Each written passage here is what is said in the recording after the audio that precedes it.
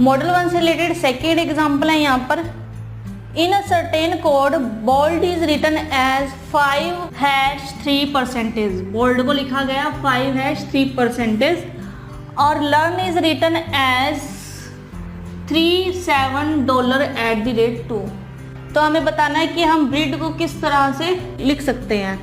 तो अगर हम यहाँ देखें तो बोल्ड का कोड है 5#3%, ठीक है, और लर्न का कोड है $37 ठीक है, और हमें यहाँ पे ब्रीड का कोड बताना है।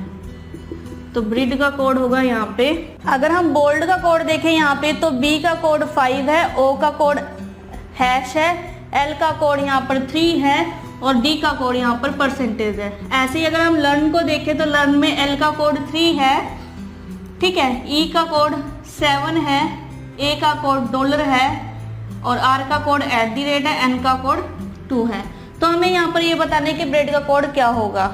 तो अगर हम यहाँ देखें तो B का कोड यहाँ पर 5 है, क्योंकि B इसमें नहीं है, अगर सेम होता कुछ तो हम इसमें से उठाते, लेकिन अभी सिर्फ B सिंगल दिया हुआ है हमें इन दोनों वर्ड्स में, तो B का कोड यहाँ पर 5 है। नेक्स्ट लेटर है यहाँ पर R, अगर हम R का कोड देखें तो R का कोड यहाँ पर है, R यहाँ पर है तो इसका कोड यहाँ पे @ है, तो @। नेक्स्ट है यहाँ पर E लर्न में E है सेकेंड लेटर, तो अगर हम इसका कोड देखें तो इसका कोड है 7। फिर है A का कोड है यहाँ पर $, और है D का कोड है यहाँ पे परसेंटेज।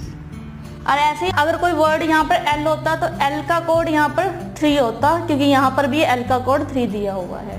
तो इस तरह से आप इन क्वेश्चन को इजीली सॉल्व कर सकते हो। जस्ट जो वर्ड हमें दिए हुए हैं हमने उसके कोड को ऑब्जर्व किया कि उनका कोड क्या है, और हमने बाकी का जो हमें पूछा गया है हमने उसका कोड यहाँ पर आइडेंटिफाई कर लिया है। तो इस तरह से हम इन क्वेश्चन को इजीली सॉल्व कर सकते हैं।